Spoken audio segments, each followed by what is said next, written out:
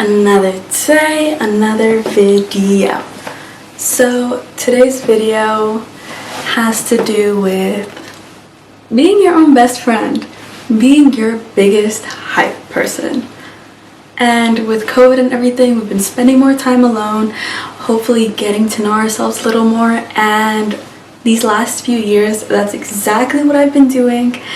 And I personally believe that if I have a good foundation for myself, that's how I want to meet people, because I want to meet people as someone who's already full. I want you to add to what I have, but I never want you to add to me in the sense that if you were to be gone, then a part of me will be gone as well. Does that make sense? That might sound very high horse of me, but that's just how I feel. And honestly, in this last couple years, I became my own hype girl. I became my biggest supporter. I became my own best friend. And I'm gonna show y'all, I'm gonna explain to y'all how I got to that. So let's get to it. First, we're gonna go through some truths or realizations I made in the midst of all of this that kind of jump-started me to this whole, I want to say journey, but to this whole venture. So the first thing is, it doesn't matter if you are twins, triplets, quadruplets, you all came out one by one. You came out on your own, and unfortunately, when our time comes, we are going to leave this earth on our own. So that kind of brought things into perspective for me, because in my head, I always thought I needed someone to live life, and that's not the entire truth. It is nice to have people to live your life with, but they're not the end-all be-all. They're not the only things in our world. Sometimes you can be super tunnel vision with having one person with you or multiple people around you and think that's all there is to it. And honestly, when you spend time on your own, you see that there's much more to the bigger picture of it all. And I've come to realize that being alone has allowed me to take things into perspective in ways I would have never been able to with all these people surrounded around me, because my opinions tend to shift towards whomever I'm around and to whomever their opinions may be. I tend to lean that way, and there's nothing wrong with that, but sometimes it does blur my own truth because I'm too busy looking at everyone else's. It can reflect back to the dependency that we have in other aspects of our lives. So personally for me, I become very dependent on people when it comes to talking to someone before I sleep, for example. Now, I like talking to people before I sleep because it gets me tired, it keeps me away from my own thoughts, but in getting to know myself, I realized that what the issue wasn't me talking to people before I sleep. The issue was me trying to avoid my thoughts and using that as a way of avoiding it all. So once I cut that out of my night routine, I just had some time alone by myself with my thoughts, and I tried to go through all the things I was thinking. I was able to have much more peaceful sleep and a much better routine. So sometimes we use dependency as a way to avoid things that we ourselves need to deal with, and it might look different to you. That was just an example for me, but I've come to realize that it varies from person to person, and once again, you need to have this self-talk to be able to go through all these things. Or honestly, just sit on your own, go through your thoughts, think it out.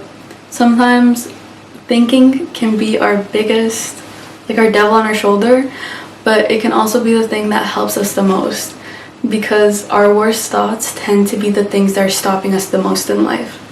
Now on to the next. This one was one of my favorites. I am the only person who knows how I'm feeling, even if I don't know how to process those thoughts.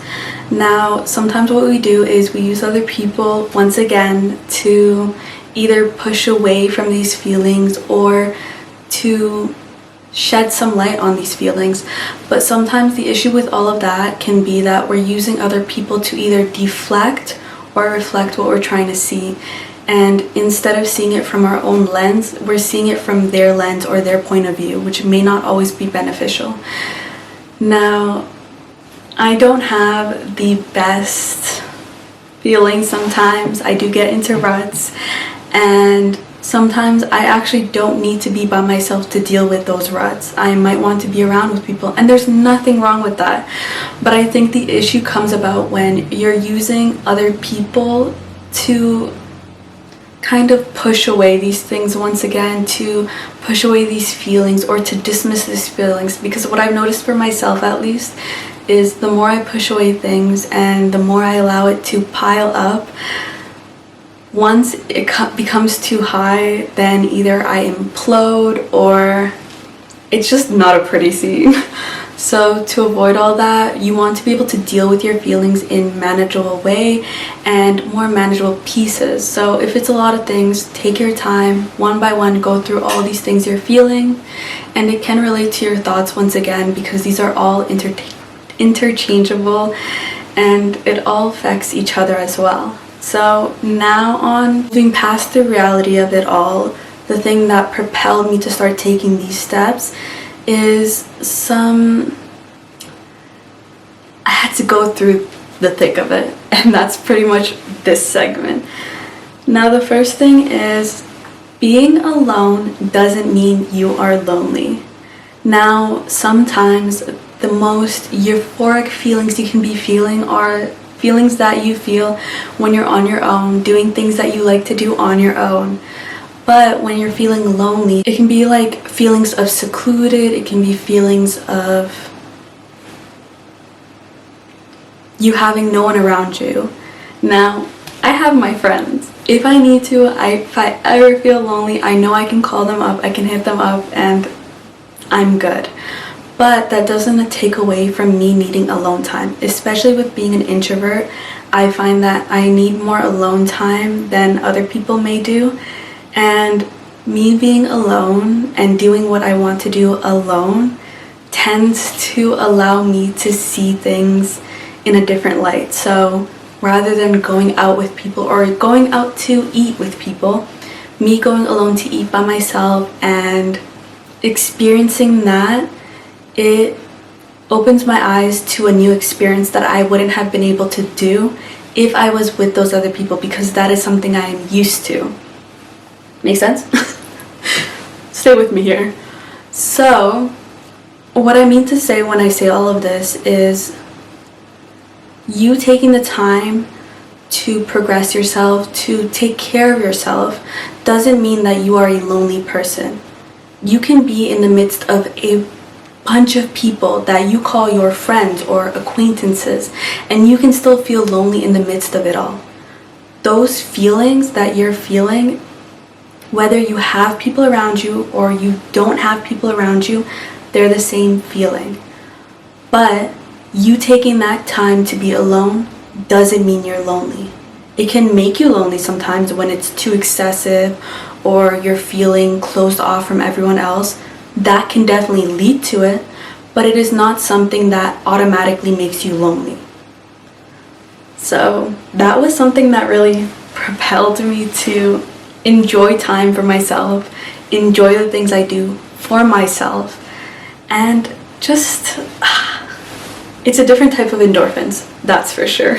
The next one is just like taking this time to be alone, to do things you want to do alone, it's prioritizing yourself. It's having that mantra, I am the most important person in my life. Because at the end of the day, putting you first isn't selfish. I just want to clarify, it isn't completely selfish. Putting you first and putting other people down, that can be selfish. But putting yourself first in situations where you know that that is the best thing for you, it can be selfish to an extent, but sometimes being selfish isn't bad. Being selfish can be a good thing. But you need to be careful in situations where you're being selfish. because you never want it to be something where you're negatively affecting the people you love around you, or you're negatively affecting yourself. Because sometimes when you are too selfish in things, or you put yourself first in situations where it's not entirely necessary, it can become self-centered. It can become narcissistic in ways. So that is a very fine line that you want to be careful about. But once again, you are the most important person in your life, and sometimes reminding yourself that can help you make decisions that benefit you in ways that you've never done before. Personally, for me, it was saying no. I'll be honest here. I was a big pushover before. I couldn't say no.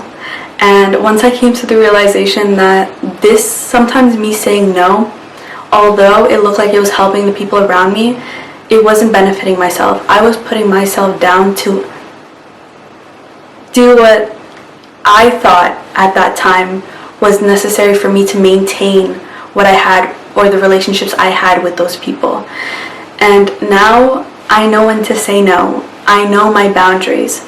And that's what it is. Sometimes it means mapping out boundaries. It means communicating to the people that you love that this is something that you can't do. And there's nothing wrong with that. If they love you enough, they will be understanding of that. If not, then you might need to communicate it more and maybe compromise, or this might be something that you can't compromise on, and if you're able to communicate it, great. If you're not, then maybe that relationship isn't for you. Now, moving on to the next. These are viable steps that I have taken to be my own best friend, to be my biggest supporter, to be my biggest hype fan. Now, with doing anything new, saying these no's, putting up these boundaries, it can be very uncomfortable at first, because at the end of the day, this is something that's new to you. But the more that you do it, the more comfortable you will get. Y'all are with me still? Do I need to repeat that?